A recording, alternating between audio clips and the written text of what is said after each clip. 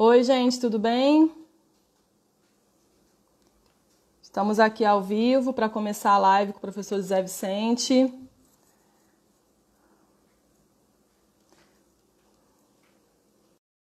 E solicitou entrar, já aceitei aqui.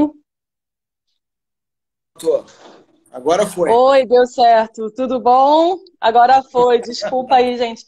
Eu estava solicitando, não estava entrando, não estava conseguindo. Não estava entrando para mim, não sei Não por quê. estava entrando. Já estava solicitando há um maior tempão e não tinha conseguido. Agora a gente trocou e Não conseguiu. entrava, não entrava para mim que você estava solicitando e para você aparecia que Que estava não estava solicitando, enviando que solicitação. não estava enviando. Eu solicitava, mas não estava conseguindo. Aí trocamos, deu certo.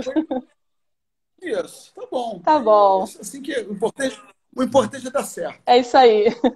Muito, Esperar o pessoal entrar muito bem, então, aí. o pessoal está entrando. Boa noite a todos. Boa É um noite. prazer enorme falar com a minha querida amiga Fernanda Guimarães. Eu acho que é um bate-papo que vai ser interessante para todo mundo que trabalha com paciente lesado medular. Então, acho que você podia se apresentar, né, Fernandinha? Para quem não te conhece, eu acho que a maioria te conhece, mas, enfim.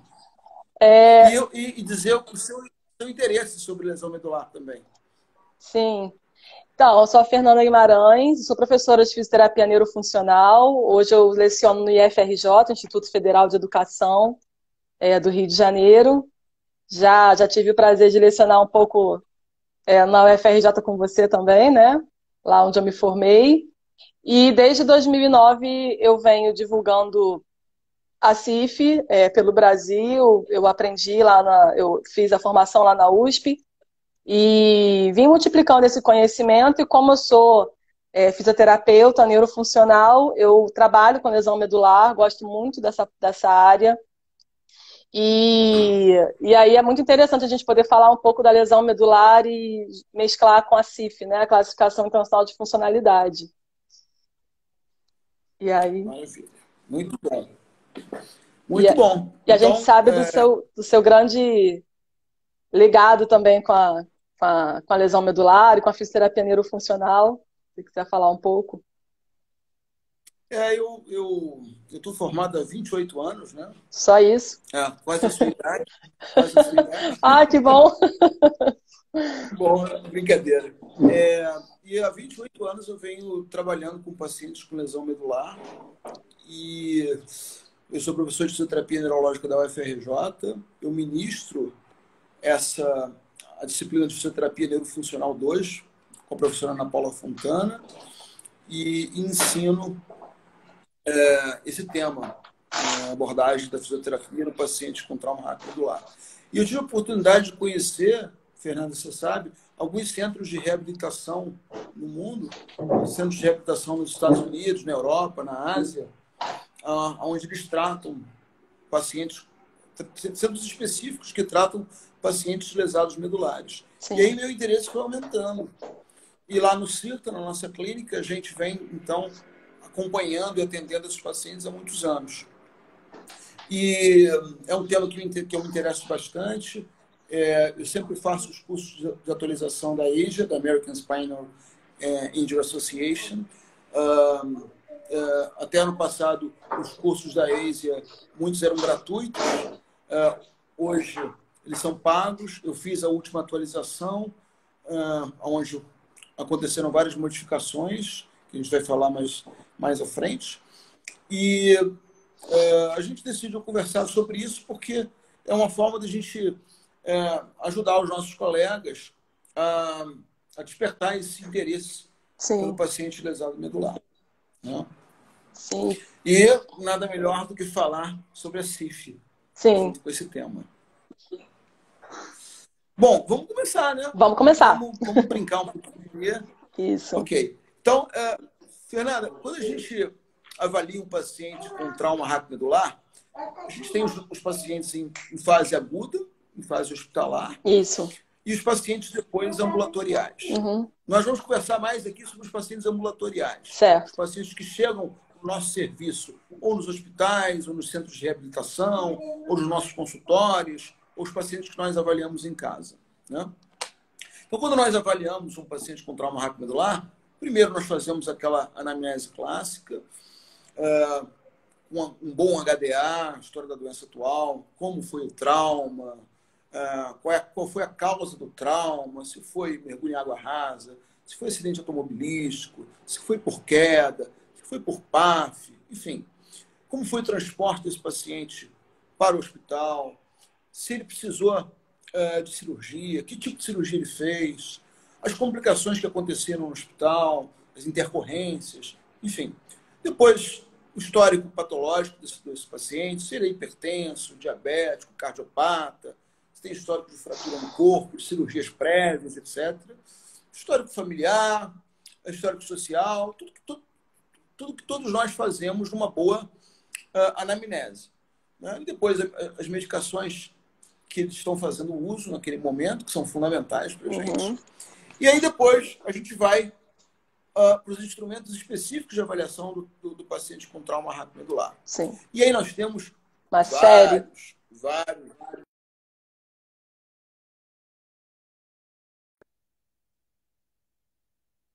Eita. O Vicente saiu da live. Aconteceu algum problema e ele saiu. Aqui, eu não sei o que houve, gente. Vamos esperar ele entrar de novo? Enquanto isso, enquanto ele entra, você pode clicar nesse aviãozinho, mandar essa live para 3 amigos aí, para que possam acompanhar aqui com a gente, tá? O Vicente caiu, não sei o que aconteceu, mas ele vai voltar, eu vou aceitar ele aqui. Enquanto isso, chama aí os amigos para participar com a gente, tá bom? Depois a gente vai disponibilizar os artigos no nosso Telegram. O Vicente voltou de novo, chegou ele. Já me solicitou aqui, pronto, entrou. Caiu, mas... Aí, caiu, mas não me machuquei. Que bom. Foi uma queda suave. Não fiz. Uma queda suave. Uma queda suave.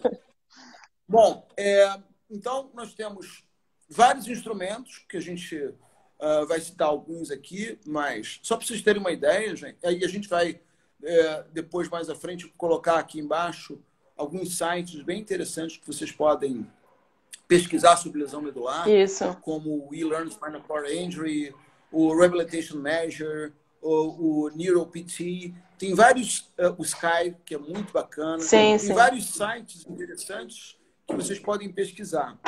E a gente vai colocar alguns artigos também nos nossos canais no Telegram. Isso. Então, assim, só para vocês terem uma ideia, quando a gente pensa em escalas, se a gente pesquisa no Rehabilitation Measures, ali nós temos mais de 40 escalas para os pacientes com lesão com trauma raquimedular. Mais de 40.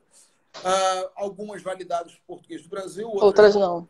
E nós sabemos que a nossa classificação pela ASIA, pela American Spinal Injury Association, é o padrão ouro para classificar o paciente lesado medular, para ver se ele é ASIA A, B, C, D, ou S já está ok. E o nível da lesão. Isso. O nível motor, o nível cognitivo e o nível neurológico da lesão.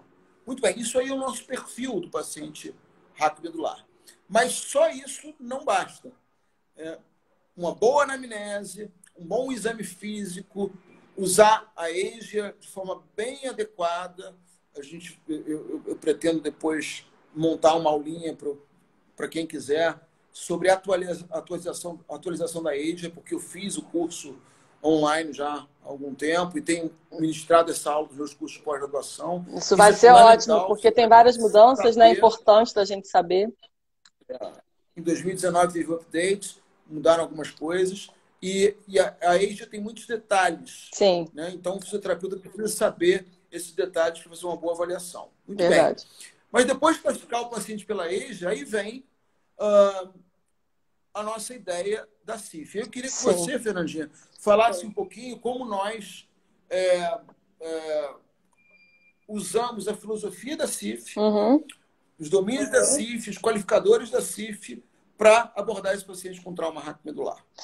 Então, a CIF ela veio para modificar um pouco essa forma da gente organizar essas informações da funcionalidade e também para nos ajudar, né, para nos acrescentar nessa formação, nessa organização. Então, com a CIF, a gente consegue ter um olhar mais dinâmico sobre esse paciente, um olhar mais amplo também, mais significativo sobre a saúde, porque até então a gente tinha a organização de dados de morbimortalidade, né, a causa da lesão, enfim, né, e a CIF nos traz os dados da funcionalidade. Então, com a CIF, a gente consegue organizar o nosso pensamento e ela nos traz um norte para que a gente possa fazer para a nossa avaliação e também para a nossa intervenção, né? Então, ela nos serve como um pano de fundo para o nosso raciocínio clínico, e aí ela vai guiar, vai nortear a avaliação do paciente, pensando em todos aqueles domínios, né? Não só funções e estruturas corporais, mas atividade, participação, os fatores ambientais, os fatores pessoais, que são muito importantes. E nessa população de lesão medular, né, Vicente, você sabe quanto a gente vê que os fatores contextuais, eles são importantes, né? Eles fazem muita diferença na vida dessas pessoas, né? No desempenho, na capacidade, enfim. Então, a CIF ela vem como um pano de fundo, ela nos ajuda a nortear a nossa avaliação, ela guia o nosso raciocínio, ela também nos ajuda na escolha das escalas que a gente vai utilizar, dos instrumentos, né? Lá no Rehabilitation Measures que você citou, existem muitos instrumentos, por exemplo, e é interessante que já vem dizendo qual é o domínio da CIF que eles abordam, né? Se é o domínio de atividade, participação, se é o domínio de função e estrutura, se é misto, porque tem instrumentos também que são mistos, enfim. Então, a CIF ela vem para nos ajudar nesse raciocínio de avaliação, escolha de instrumentos de avaliação e também na intervenção, né? Especialmente na intervenção. A intervenção é baseada na participação, baseada na atividade, então isso é muito importante. As escolhas das intervenções que vão ser aplicadas com base nesse modelo biopsicossocial, com base nesse modelo da CIF, elas têm se mostrado as escolhas indicadas, né, para realmente verificar o nível de funcionalidade do paciente. Então, quando a gente tem esse olhar mais amplo sobre o paciente, a gente consegue fazer as escolhas e consegue traçar um projeto terapêutico singular, ou seja, um projeto terapêutico individualizado, né, de acordo com o nível funcional daquele paciente. Então, a CIF, ela nos ajuda muito nesse sentido. Então, assim, é importante a gente dar ênfase aqui que, além de toda a anamnese, da classificação pela EJA e das escalas, o modelo da CIF vai facilitar a linguagem entre os profissionais da área de saúde. Isso. Vai facilitar o nosso planejamento de tratamento. O que esse paciente precisa em relação ao nível estrutural, a funções corporais. O que esse paciente precisa em relação ao nível de atividade e participação. E como nós podemos usar a parte contextual, os fatores ambientais e pessoais, para ajudar esse paciente a uma melhor reabilitação. Né? Exatamente. Então, assim, uma coisa que eu acho fundamental, Fernando, que você falou, é que essas escalas que nós usamos hoje em dia, nós temos lá embaixo. Essa escala é mais para o nível de atividade, é mais para o nível de participação, é mais para funções corporais, ou mistas. Né? Então, vamos para o pessoal entender. Eu tenho lá no CIRTA, você sabe disso, que a gente fez isso juntos, né? Na nossa ficha de avaliação, no final da ficha, nós temos lá CIF, deficiências em relação às funções corporais, limitações do nível de atividade e restrições do nível de participação. Sim. Então, nós listamos ali, no final da avaliação, nós perguntamos aos pacientes, ok, no seu dia a dia, o que você consegue fazer sozinho? Né? Em relação, por exemplo, às atividades básicas de vida diária, as atividades instrumentais. Nós listamos isso. e colocamos lá quais são as limitações que ele tem no nível de atividade e as restrições no nível de participação. É claro que depois a gente pode até pontuar isso, usando uma escala como Sim. a Spinal Cord Independence Measure, a Uhum. SKIN 3. A SKIN 3 ela pontua isso para a gente ter um perfil numérico do que acontece com esse paciente. Mas Exatamente. antes desse perfil numérico, é interessante a gente usar um modelo da CIF para entender o seguinte. Vamos botar alguns exemplos práticos, né, Fernanda? Vamos botar aqui. Entender. Tá. Se a gente tem um paciente lesado medular, que a gente classifica pela EJA, nível C6. Uhum. EJA A, lesão completa. Sim. Certo? Certo. Beleza.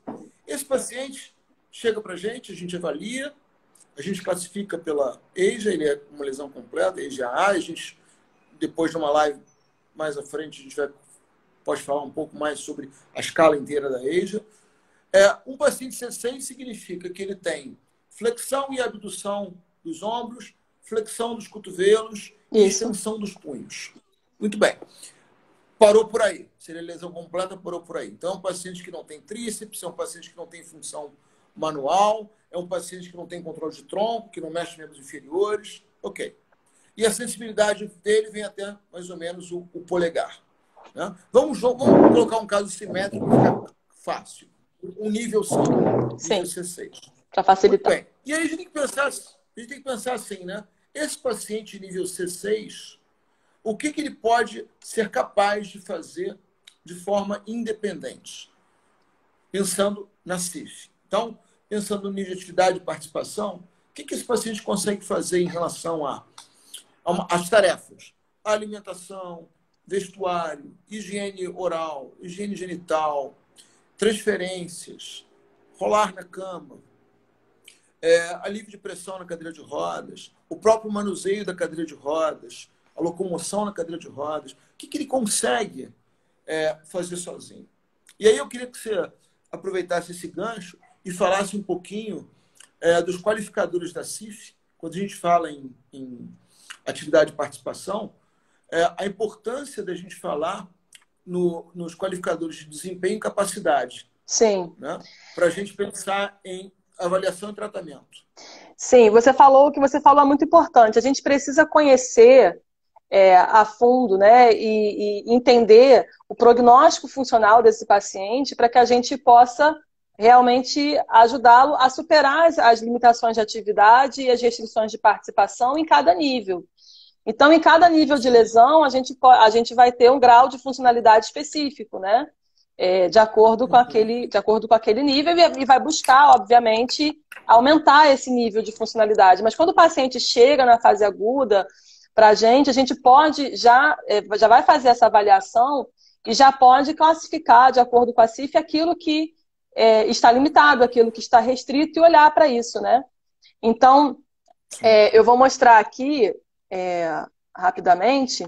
Nós temos na verdade, tudo que você está falando, nós temos o nosso objetivo final é a superação das restrições da participação, né? Existem esses modelos propostos, né, do esquema da CIF, em que a participação está aqui de forma mais importante, porque o que a gente quer, o que o indivíduo quer, na verdade, é superar essa restrição de participação. Então, a gente vai pensar nas atividades para cada nível, como você disse, vai pensar na participação, e a gente quer superar isso, daí a gente pensa nas funções e estruturas corporais que tenham a ver com essas atividades que a gente quer realmente facilitar, né? Então, a gente pensa nesse sentido, esse esquema é muito interessante, né? Para a gente poder entender como a participação, né? Como tudo gira em torno, na verdade, da participação, né? Como a gente precisa olhar para a participação e nem sempre a gente consegue toda a participação que o indivíduo deseja, mas quando a gente vai avaliar, por exemplo, aqui, só para ficar claro, né? Aqui é o exemplo do que você está dizendo, né? A gente tem a ficha e a gente vai listar aqui as funções e estruturas corporais. Fernanda, Oi? Fernanda, tá dando para ver? Afasta sim. Tá bom? Não, aproxima, okay. Ao contrário, aproxima. Dá para ver? Melhorou? Aí, beleza. Aí.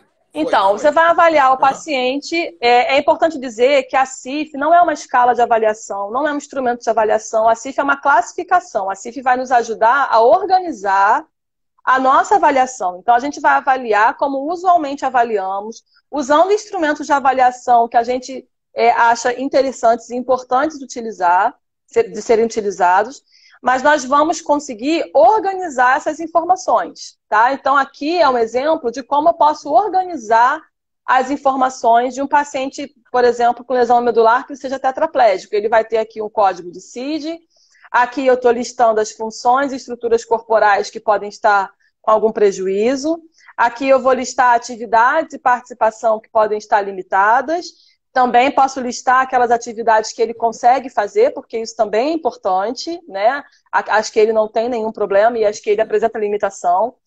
Restrição de participação aqui. E aqui a gente tem fatores ambientais, alguns vão ser facilitadores, alguns vão ser barreira, né? E aqui os fatores pessoais. Então, essa é uma forma de organização daquilo que a gente já avaliou. A CIF não nos diz o que avaliar nem como avaliar. A gente pode organizar essas ideias dessa forma.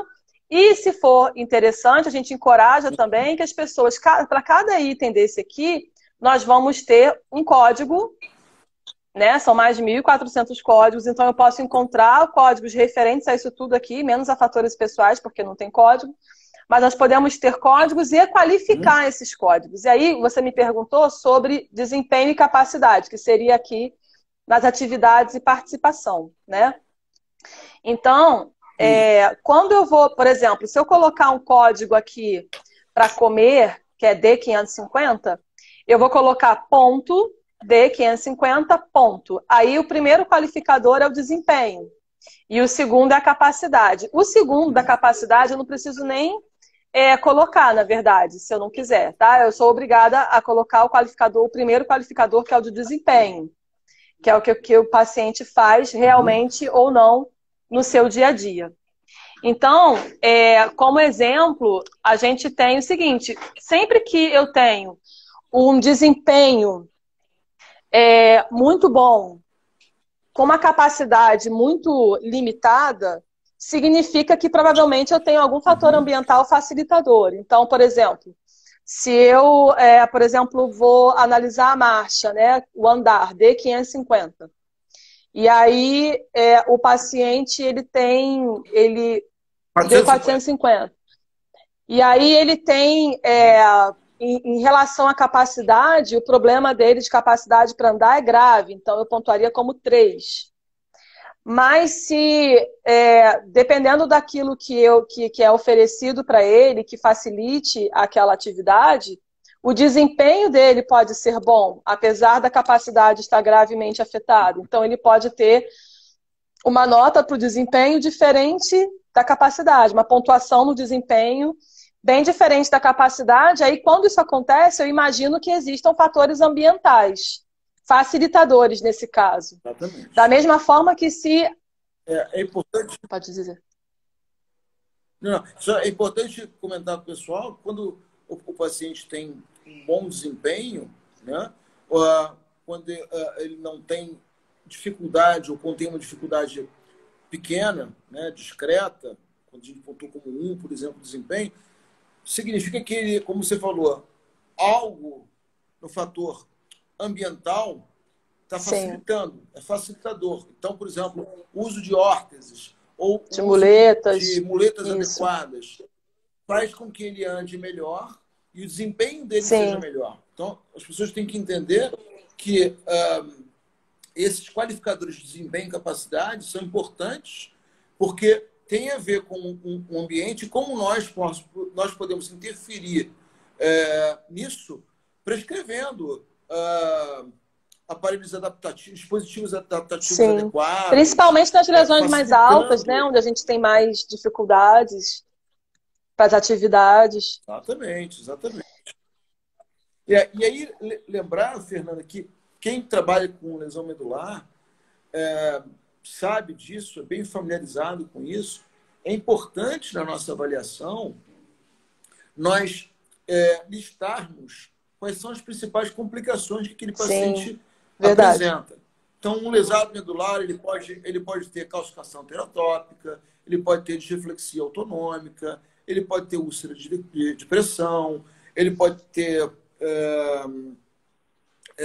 espasticidade, uma espasticidade Sim, importante, ele pode ter hipotensão postural, enfim, várias complicações que podem atrapalhar bastante esse paciente na realização de ações, é de verdade. tarefas. Então, é importante que o fisioterapeuta entenda um lesado medular que tem dificuldade para se transferir, né? Porque que é nível de atividade, né? Então, ele não consegue se transferir por quê? Primeiro, a gente tem que ver o nível desse paciente, se a lesão se é um nível que facilita a transferência Uhum, ou não. Depois, quais são as complicações que poderiam dificultar essa sim, tarefa, ou seja, ele tem uma limitação no nível de atividade, né? E pensar como eu posso usar os fatores ambientais para facilitar essa isso. tarefa. Como uma tábua de transferência, por exemplo, enfim, e de Por várias outras exemplo, formas, né? exatamente. É, o interessante do Exato. olhar da CIF, desse olhar biopsicossocial, é a gente entender que nem sempre as limitações de desempenho do paciente, elas são devidas às deficiências das funções e estruturas, né? Então, é, Exatamente. o interessante de eu olhar para o lesado medular e conseguir identificar, por exemplo, que talvez ele não saia com os amigos, não devido ao nível da lesão ou devido às funções e estruturas corporais, mas porque ele não tem uma cadeira adequada, mas porque as ruas não são adequadas e ele não consegue sair, ou porque ele não tem um transporte público decente que ele possa utilizar.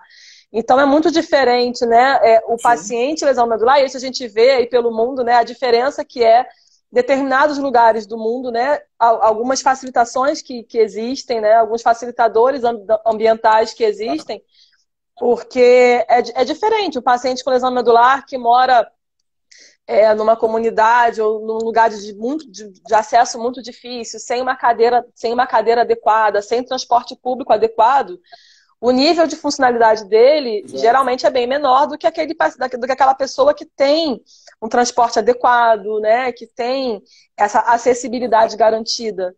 Então a gente olha com outro Exatamente. olhar para isso, o quanto os fatores ambientais podem ser barreiras e dificultar o desempenho de atividades, né? Com certeza, com certeza. Então, Fernando, assim, eu acho que é importante a gente conversar aqui que a CIF pode ser usada no modelo Sim. clínico, porque nós sabemos que a CIF pode ser usada com vários Uhum. objetivos. Mas aqui, para o clínico que está assistindo a gente, ele pode usar o modelo da CIF como um pano de fundo, como você falou, para planejar o seu Uhum. atendimento. Então, voltando ao paciente C6, o que a gente hoje em dia não pode mais aceitar na fisioterapia, né? Que um paciente nível C6, vamos colocar Lesão completa. EVA, né? Um cliente C6, lesão completa, chegue no consultório de um fisioterapeuta e o fisioterapeuta aborde só no tratamento o nível É. estrutural. Então, o que é só abordar o nível estrutural?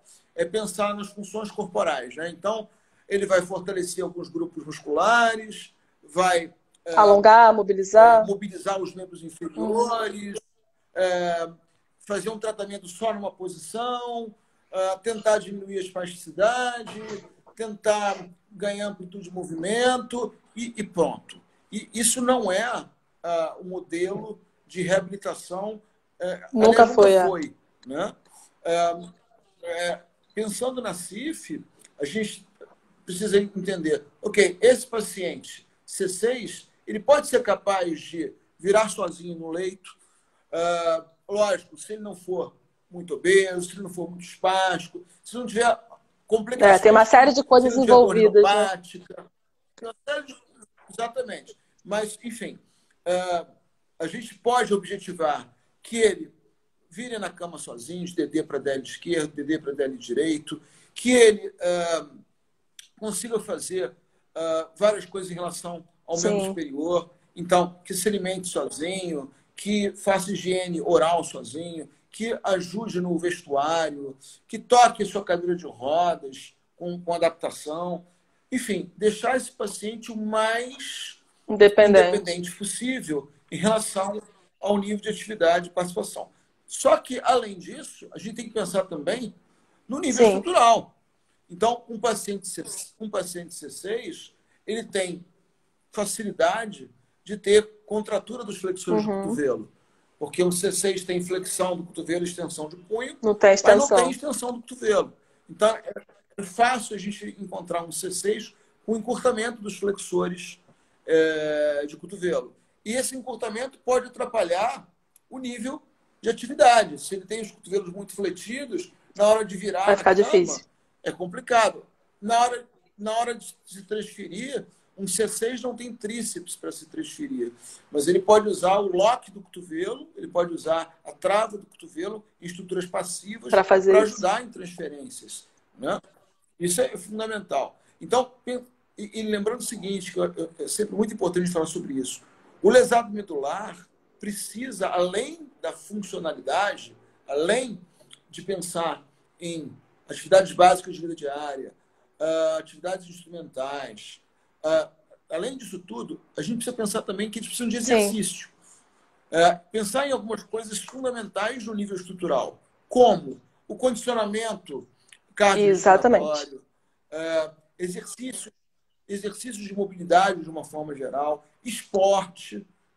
Essa semana eu avaliei lá no CIRTA um rapaz de 42 anos, um policial, que caiu de uma altura de 26 Nossa. metros. Olha que loucura. Estava fazendo um serviço para a polícia, caiu 26 metros, fez um TCE em TRM. E o TRM, o nível neurológico desse paciente é T4, Uhum. ESA. Esse paciente, além de todo o trabalho de funcionalidade, ele precisa também de Claro. exercício. Então, eu já planejei com ele alguma coisa relacionada a Sim. esporte, que é fundamental para ele, a exercício aeróbio, que é fundamental para ele, porque a gente tem que olhar o cliente Claro. como um todo, não só em termos de independência funcional, mas de outros Claro. desejos, né? E investir em tudo para esse paciente tentar Sim. melhorar, em termos de recuperação Sim, funcional. sim. E a gente vê muito claramente a importância dos fatores ambientais também nesse contexto, né? Quantas vezes os pacientes são levados até a Uhum. fisioterapia por um amigo, pelo vizinho, né? Alguém ajuda a comprar a cadeira de rodas, alguém ajuda a comprar uma órtese, então essas pessoas também são fatores ambientais facilitadores, né? Só para ilustrar um Exatamente. pouquinho, porque muitas vezes as pessoas sentem muita dificuldade, muita dúvida, né? De como eu vou organizar essas informações, né? Como eu posso fazer.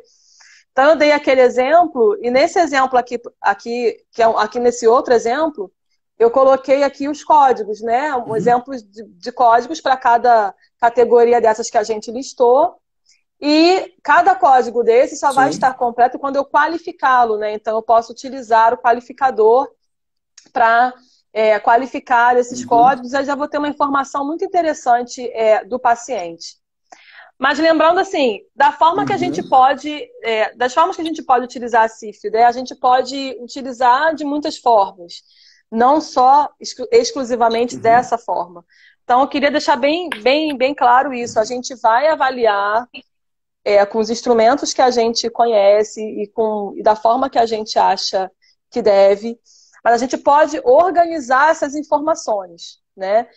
E aí muitas pessoas têm Uhum. dúvida, então como é que eu estou implementando a CIF nessa minha avaliação? Então, na verdade, a gente pode tentar organizar a nossa própria ficha de avaliação, as próprias coisas que a gente avalia, a gente pode organizar essas coisas todas segundo o modelo da CIF, por exemplo. É uma forma de utilizar, é uma forma de começar a implementar, né? É, a gente, a gente Exatamente. pode também usar alguns instrumentos específicos que são baseados na CIF, se a gente quer utilizar a CIF, né? E lembrando que esses Uhum. instrumentos que a gente usa, eles podem ser correlacionados com as categorias, com os qualificadores da CIF. Então, a pontuação que eu dou num instrumento, ela corresponde a uma categoria e eu vou fazer a ligação dessa pontuação com a pontuação com o qualificador da CIF. Então, tem essa forma de ligação também dos instrumentos. Então, é uma vasta. É muito amplo, muito rico, né, o que se pode fazer com relação a isso. Então, as pessoas ficam um pouco desencorajadas, com medo de usar a CIF, achando que é muito difícil, mas, na verdade, a gente pode organizar o que a gente já faz, né, no modelo da CIF. Uhum. Então, assim, é uma mudança, Claro, é uma claro. predisposição nossa mesmo de fazer isso, de começar a implementar, de começar realmente a utilizar, de ter os qualificadores, os códigos e qualificadores, para a gente tê-los como indicadores de funcionalidade, começar a vê-los como indicadores, não só como uma coisa que, ai, que saco, eu tenho que pontuar isso, eu tenho que... Não, eles são indicadores de funcionalidade, a gente pode começar a vê-los dessa forma. Então, E fazer coisas simples, sim, né, sim, Fernanda? Por exemplo, eu tenho, eu poderia ficar, enfim, a noite toda citando exemplos. os vários e vários pacientes que a gente já Uhum. atendeu e exemplos clínicos, né? Mas só para dar uma ideia para o pessoal, esse caso foi muito marcante. Eu atendi uma vez um rapaz que sofreu um trauma medular por PAF e ele vinha fazendo fisioterapia em casa há 2 anos. E quando cheguei lá para avaliar, eu fiz a classificação, fiz a avaliação pela EJA e ele era um paciente nível T12, EJA. Ou seja, membros superiores normais, função do tronco, mas não tinha nenhuma função em membros inferiores, função motora e de Uhum. sensibilidade. Eu perguntei o que ele fazia de fisioterapia e ele falou que o fisioterapeuta chegava lá, na casa dele, e ficava um bom tempo alongando os membros inferiores, um bom tempo mobilizando os membros inferiores, e depois dava uns pezinhos para ele, pedia para ele ficar fazendo fortalecimento do membro superior em decúbito dorsal. No final, ele colocava eletrodos e fez Eletroestimulação. nos membros inferiores, eletroestimulação, e ficava lá lendo o jornal. E aí eu perguntei para o paciente, né, pensando na CIF, eu perguntei, vem cá, vamos lá, então, esse é o tratamento que você faz há 2 anos. Então vamos começar pelo kit básico, né, atividades básicas de vida diária. O que você faz sozinho? Vamos lá, você se alimenta sozinho? Não, eu me alimento. Ok, você se veste sozinho? Não, eu não me visto sozinho, eu não consigo me vestir sozinho. Nada, nem a parte superior, nem a parte inferior? Não, não consigo. Você vira na cama sozinho? Não, eu não viro na cama sozinho, porque eu sou paraplégico, né, doutor? Foi a resposta que ele me deu. Tadinho. Eu tenho por causa eu tive uma cirurgia, a bala entrou na minha medula, fixaram a minha coluna e eu acho que eu não posso virar na cama. Passaram isso Uhum. para ele. Então ele não virava, não rolava na cama sozinho. Ele não sentava sozinho, não passava de dedê para sentado sozinho. Ele não se transferia sozinho. Ele era mais gordinho, não conseguia passar da cama para a cadeira, da cadeira para a cama, da cadeira para o vaso, do vaso para a cadeira, da cadeira para o carro. Não fazia isso. Não fazia o scooting, não conseguia se deslocar na cama, nem para frente nem para trás. Né? Não conseguia tocar a própria cadeira com bom desempenho. Não dirigia. Né? Enfim, aí dirigir já é mais à frente. Mas, Muitas coisas que ele enfim, poderia fazer e não fazia. pensando, claro, Nível nível baixíssimo de baixo, lesão, ele poderia estar claro. independente, fazendo tudo, né? Tudo. E aí eu falei assim, mas vem cá, e como é que está a sua vida? Ah, doutor, eu estudava, eu fazia faculdade de administração e parei. Eu trabalhava e também parei. Ou seja, uma grande restrição De participação. do nível de participação. Né? Então, não estava só em casa, não estava estudando, não estava trabalhando, não estava fazendo nada, não saía com os amigos, enfim. Eu disse, olha, o seu tratamento não é por aí. E aí, a organização da CIF, eu mostrei para ele, olha só, no seu nível, você tem que ser capaz de fazer isso, isso, isso, isso, isso. Então, a gente começou a fazer o tratamento e em menos de um mês, ele foi capaz de virar sozinho na cama, DD para DL esquerdo, DD para DL direito, DD para DV, foi capaz de passar de DD para long sitting, para DT, para short sitting, começou a fazer scooting, o deslocar-se na cama para frente e para trás, começou a se transferir, cama, cadeira de rodas, cama, cadeira de rodas, vaso, cadeira de rodas, começou a se vestir sozinho, começou a tocar a sua própria cadeira. No segundo mês, eu comecei a incentivar para que ele fizesse esporte, começou a fazer basquete em cadeira de rodas, comecei a estimular para ele começar a dirigir. Enfim, com 4 meses menos 3 meses de tratamento, ele se rematriculou na faculdade, começou a estudar, começou a trabalhar com o pai dele novamente, que trabalhava com o pai, começou a sair com os amigos. Um tempinho depois ele conheceu uma menina, começou a namorar.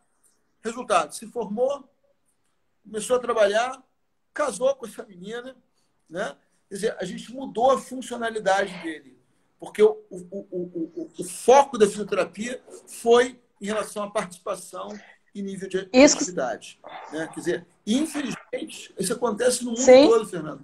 A gente vê isso em vários, não só aqui no Brasil, você sabe que eu dou curso em outros países, eu vejo isso. Os fisioterapeutas focando apenas em funções corporais e esquecendo todo o tratamento, que é o mais importante, no nível de atividade. Isso que você está falando é muito importante e, assim, a gente vê o quanto os serviços de saúde, o próprio profissional de saúde também podem ser fatores ambientais facilitadores ou barreiras, né?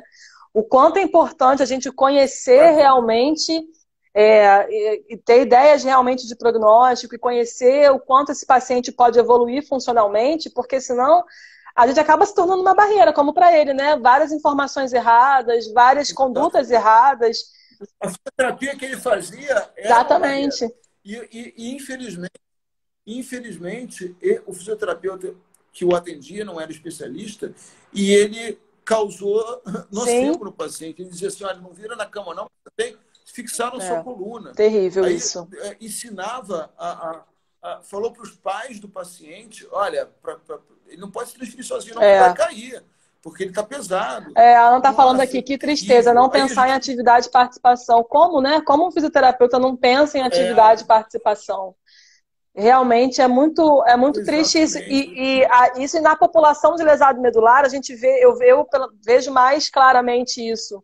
O quanto a pessoa pode ficar perdida e ter um nível de funcionalidade muito abaixo do que ela deveria, por desconhecimento do profissional que está atendendo, né? Também. Isso também acontece, né?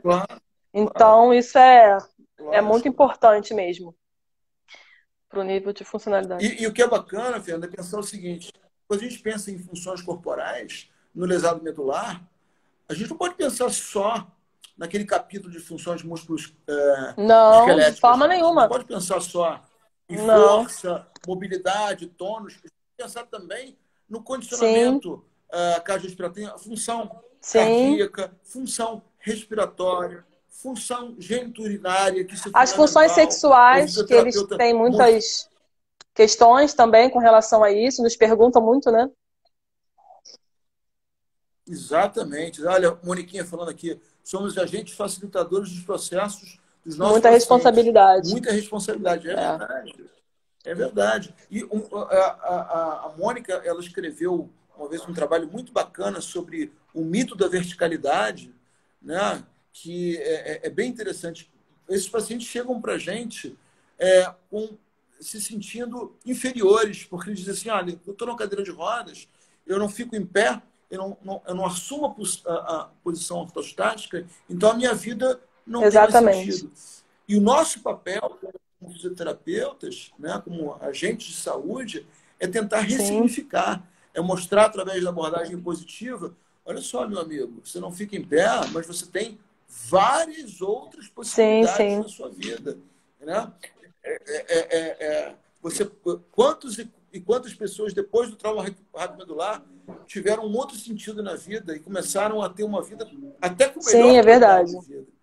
Né? Mas é muito difícil, porque é uma lesão que muda drasticamente de um dia para o outro a vida toda do paciente, né? Então, realmente é muito complicado, né, Vicente? Muito, muito complicado. Agora, um outro exemplo que eu gosto muito, você tem uma foto aí, você podia mostrar, um paciente que chegou para a gente 10 anos depois da lesão, um rapaz de 20 e poucos anos, paraplégico, lesão completa também, nível L2, Easy AA, que fazia surf adaptado. Né? Ele vai Vou com a mostrar canoa aqui. para o Posso ir mar mostrando para a gente ganhar e tempo? surfa. Mostra. Mostra. Aqui. E esse paciente é o Felipe Kizu, eu posso falar o nome dele porque ele é super conhecido, ele foi campeão mundial de surf adaptado, depois que ele começou o tratamento. Ele chegou para a gente, ele era totalmente independente para tudo. Né? Morava sozinho, inclusive.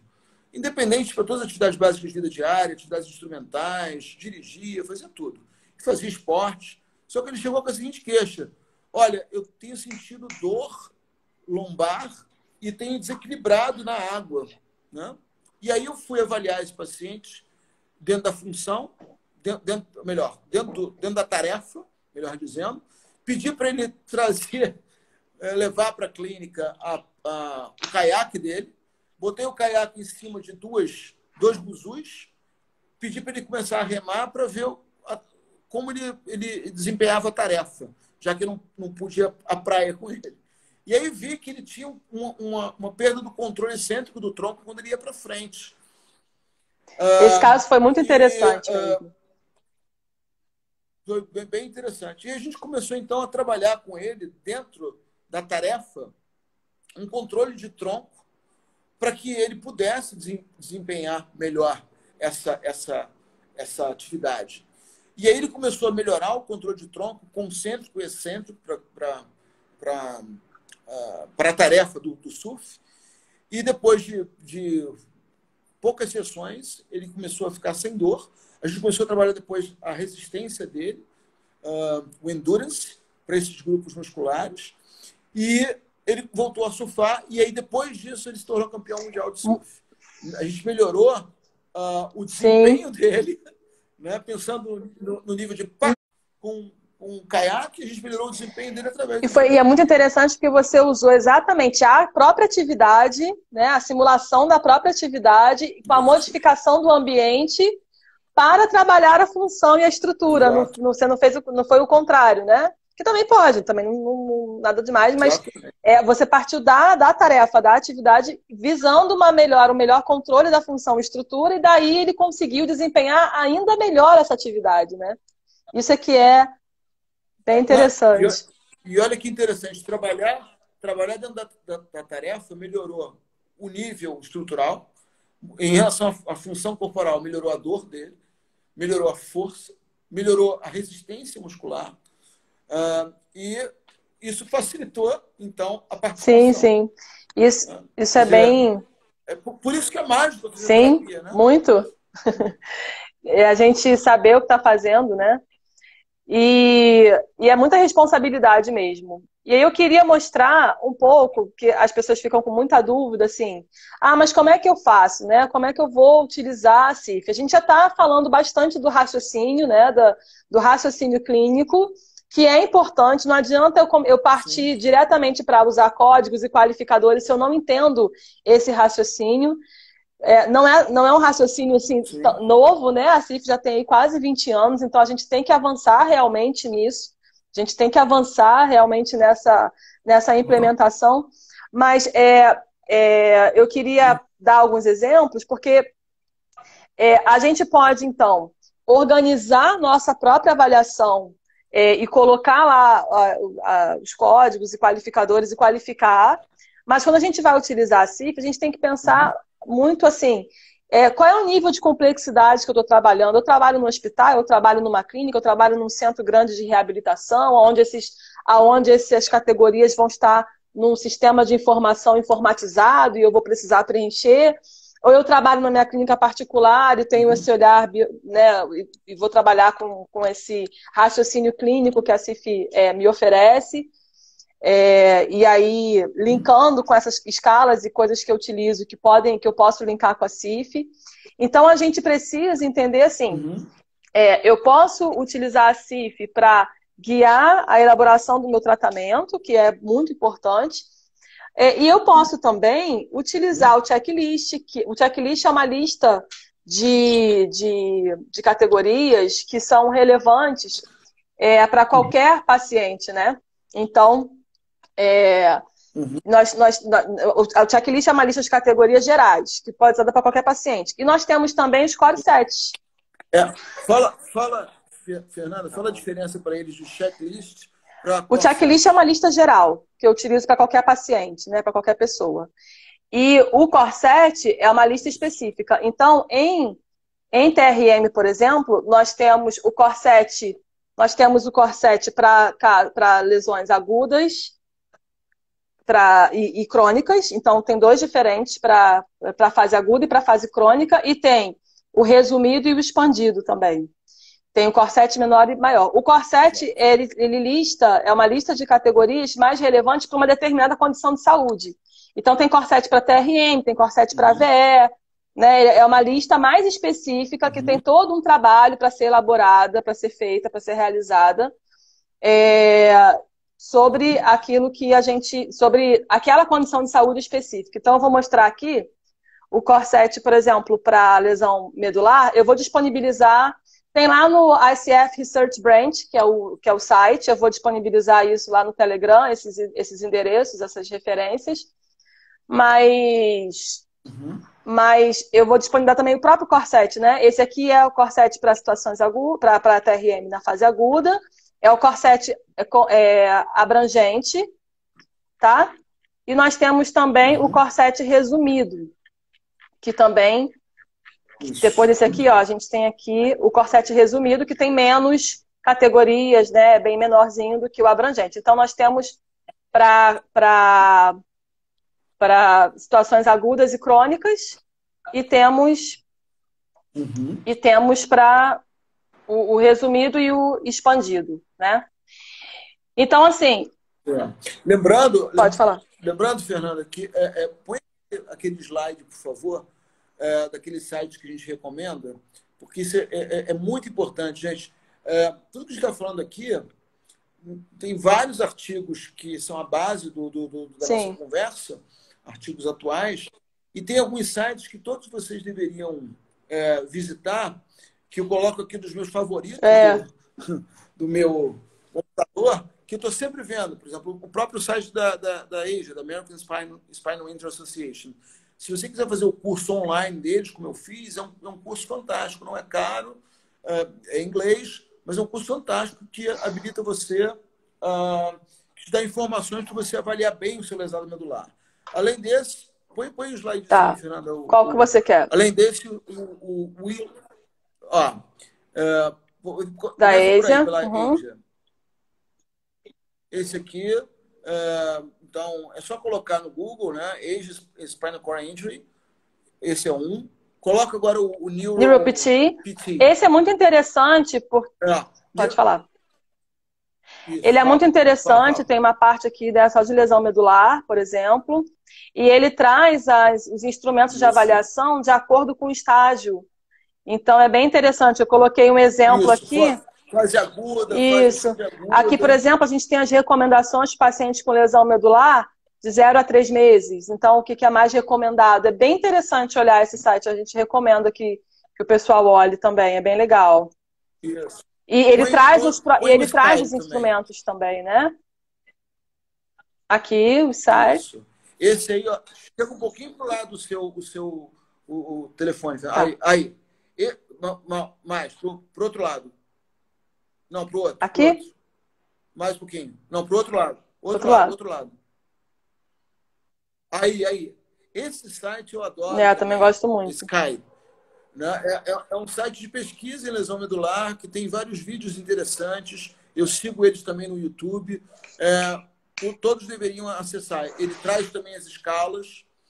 O outro site ótimo é o Rehabilitation Measures. Sim, esse eu não coloquei aqui. Não colocou aí. Tudo bem. O Rehabilitation Measures, você tem lá escalas para todos os tipos de... Tem para AVC, para TRM, para TCE, enfim. De TRM, lá tem mais de 40 escalas que a gente pode usar. Tem o site do eLearn. Coloca o eLearn. eLearning. O eLearning Spinal Cord Injury, esse aqui, abaixa um pouquinho. É Edge Electronic, né? Learning, né, de aprendizado. Abaixa um pouquinho. Esse site tem toda a parte de tratamento do trauma rápido medular. Abaixa um pouquinho mais. Assim? Abaixa um pouquinho mais. Não, para baixo. Não, abaixa. Não estou conseguindo abaixar mais.